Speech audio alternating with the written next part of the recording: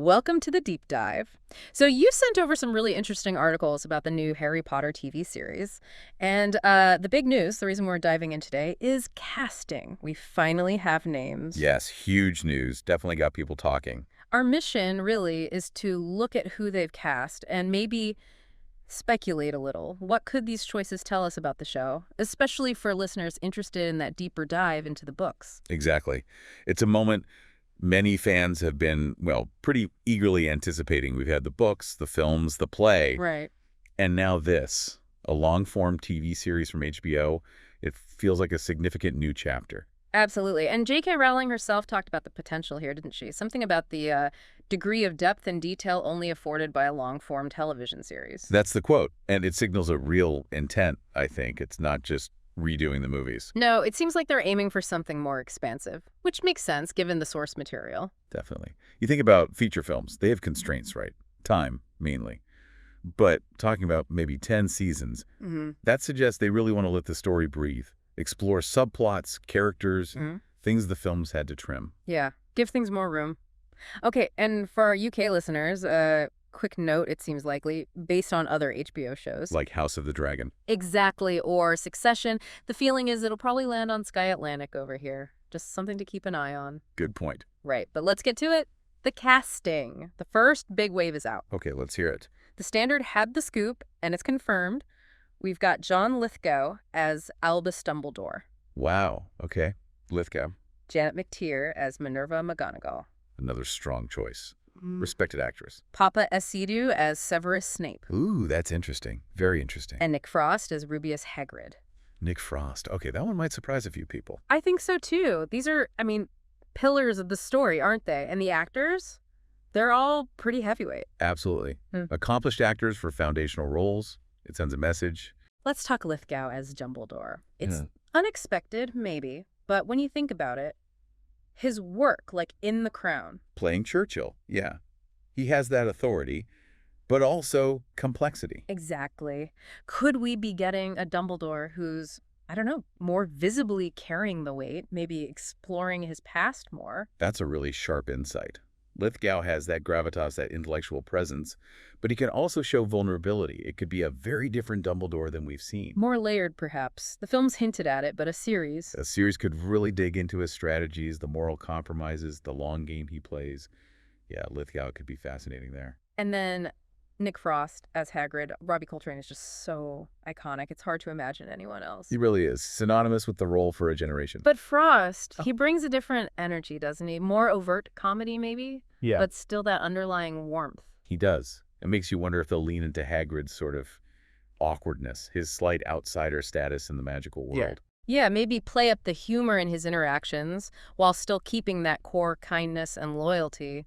How do you feel about that potential shift? It's definitely a departure. Frost's comedic timing is undeniable. It could bring out that fish out of water aspect, like you said, Right. and maybe highlight his affection for the kids in a slightly different way. It'll be interesting. It really will.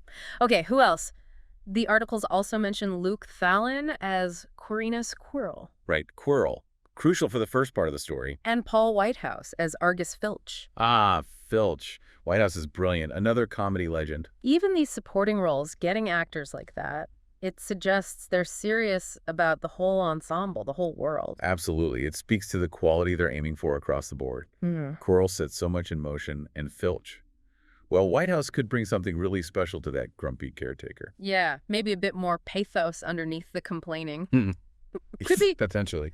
The showrunner, Francesca Gardner, and director Mark Mylod put out a statement, too. Oh, yeah? What do they say? Pretty standard stuff, but enthusiastic, delighted to have such extraordinary talent on board. Can't wait to see them bring these beloved characters to new life. Well, you want to hear that enthusiasm from the top.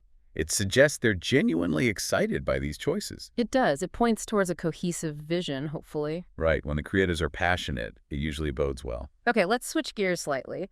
Practicalities. HBO CEO Casey Bloys gave some updates on timing. Filming starts mid-2025. Mid-2025. Okay, so still a little ways off. Yeah, and location, Warner Bros.' Leavesden Studios in Hertfordshire. Back to Leavesden, where the films were made. Exactly. There's something quite fitting about that, isn't there? Like coming home. It really is. It adds that layer of connection, of legacy.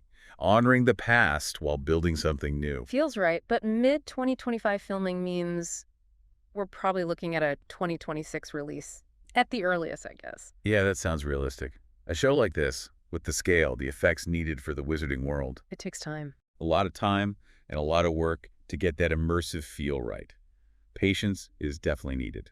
And speaking of scale, that 10-season plan, Warner Bros. Discovery confirmed that's the expectation. 10 seasons for 7 books. Yeah. That's ambitious. It really underlines the depth and detail thing, doesn't it? Absolutely. It almost guarantees splitting the longer books.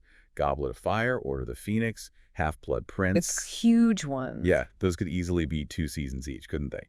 To do them justice. You think about all this stuff in Goblet of Fire alone. The Quidditch World Cup, the Triwizard Tournament tasks, Crouch's storyline. Exactly. Or the Ministry intrigue in Umbridge in Order of the Phoenix. Yeah.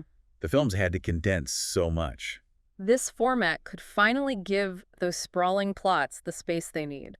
It really could. Mm-hmm. It allows for that richer, maybe more faithful adaptation people talk about wanting. Now, there's one more piece we should probably touch on. J.K. Rowling's involvement. She's an executive producer. Right. And that comes with context. Yes. As the Standard article noted, her public statements on gender issues have drawn a lot of attention, a lot of controversy. It's definitely part of the conversation around the show for many people. Mm. Her role is a factor. Casey Bloys at HBO addressed it. He said, let me get this right. Our priority is what's on the screen. Okay. He followed up with, obviously the Harry Potter story is incredibly affirmative and positive and about love and self-acceptance.